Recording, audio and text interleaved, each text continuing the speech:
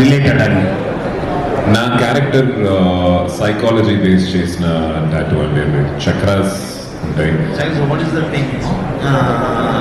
Seems that ghost exists, that God also exists. God itself, the ghost also exists. Okay, we have to believe both. Okay, that is the thing.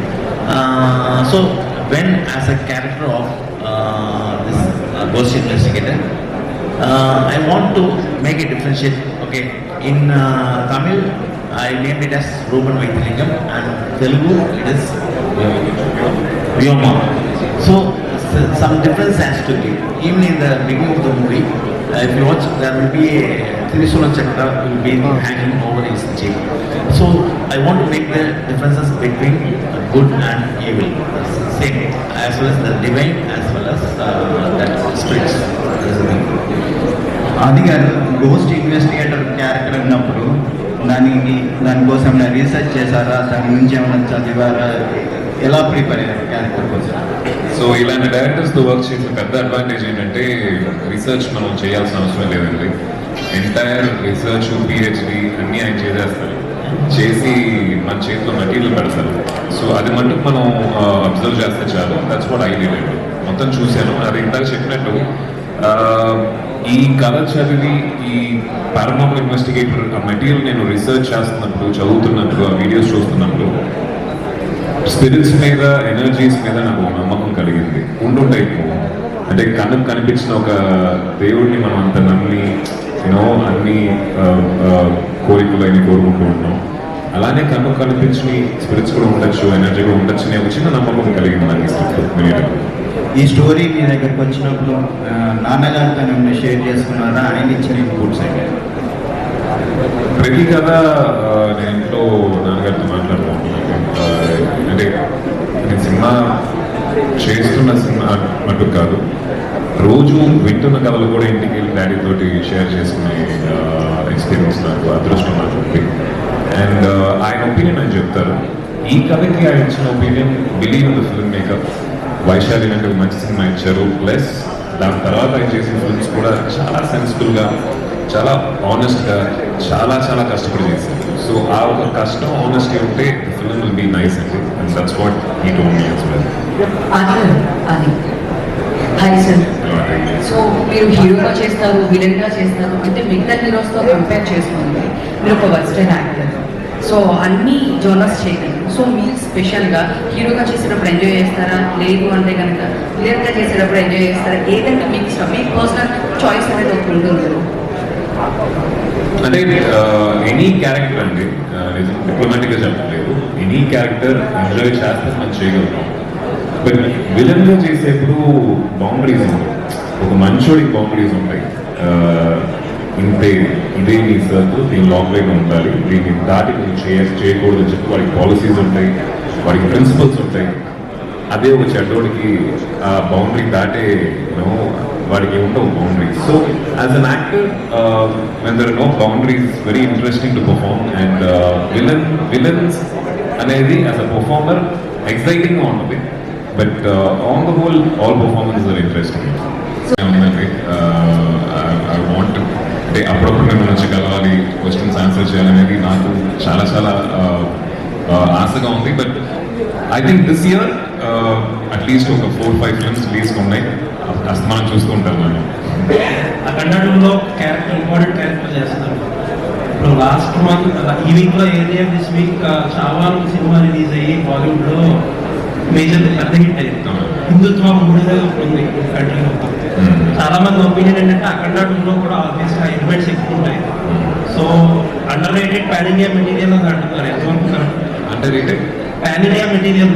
ఇప్పుడు అఖండ 2 అనేది under rated pan India material అంటారు. మీ opinion ఏంటి?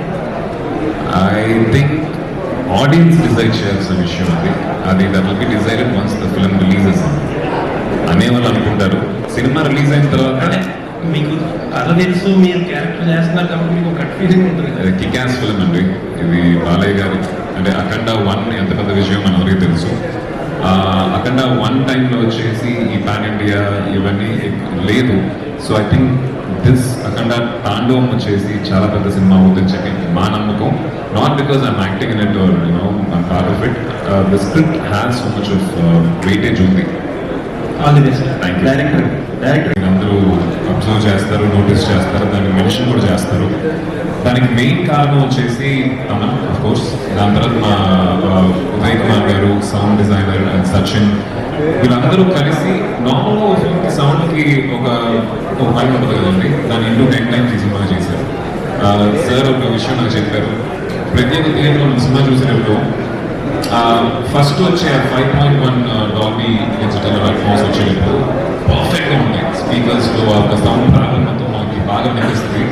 ఆ channels అన్ని open ఉంటాయి. But cinema start అయిన తర్వాత కొంచెం మెల్లిగా క్లమ్జీ అయిపోతా ఉంటాయి, అన్ని మిక్స్ అయిపోతాయి. బట్ ఈ సినిమాలో దాంట్లో ఉన్న అదే క్వాలిటీ, క్లారిటీ, ఛానల్, ఆ ట్రావెల్ అన్నీ వచ్చేసి ఫుల్ ఫిల్మ్కి ఉండాలని చెప్పి స్పెసిఫిక్గా కొంచెం కష్టపడడం జరిగింది. బికాస్ టైటిల్ సప్తమం కాబట్టి they work really hard in that aspect. And మీరు అఖండ 2లో మళ్ళీ విలన్గా చేస్తున్నారు. రీసెంట్గా ఒక ఫైట్ కూడా కంపోజ్ చేశారని విన్నాను. ఎలా ఉండబోతున్న క్యారెక్టర్, ఆ సినిమా గురించి ఏమైనా చెప్పండి. ఐ థింక్ ఇది చాలా ఎర్లీ అండి అక్కడ గురించి మాట్లాడటం. బట్ ఒక షెడ్యూల్ అయింది నాకు. Very very nice experience. Boyapati గారు, బాలయ్య గారు కాంబినేషన్ గురించి అందరికీ తెలుసు. ఒక ఫుల్లీ పవర్ ప్యాక్ ఎనర్జీ ఉంటుంది దాంట్లో. To be part I'm really happy. ఈ స్కెడ్యూల్ అయితే చాలా ఎక్సైటింగ్గా ఉంటుంది. బాలయ్య గారితో వర్క్ చేసిన ఎక్స్పీరియన్స్, ఇప్పుడు చిన్నప్పుడు బంగారు షూటింగ్ డైరెక్ట్ పడేటప్పుడు ఆయన కలిసిన అనుభవం, దాంతో ఇప్పుడు వస్తున్నాను. Is still very energetic, fun loving, and I think next schedule కోసం నేను ఈగర్గా వెయిట్ చేస్తాను. అది ఒక యంగ్ యాక్టర్గా మీరు ఒక పక్కన హీరోగా చేస్తున్నారు, ఒక పక్కన విలన్గా చేస్తున్నారు, బ్రదర్గా చేస్తుంటారు. ఆ ట్రాన్స్ఫర్మేషన్ టఫ్ అనిపించట్లేదా? ప్లస్ ఆడియన్స్కి ఎలాంటి ఎక్స్పీరియన్స్ అవుతుంది? అది మీకు హీరోగా మీ రేంజ్ పెంచుకోవడానికి ఇబ్బంది అవ్వట్లేదా?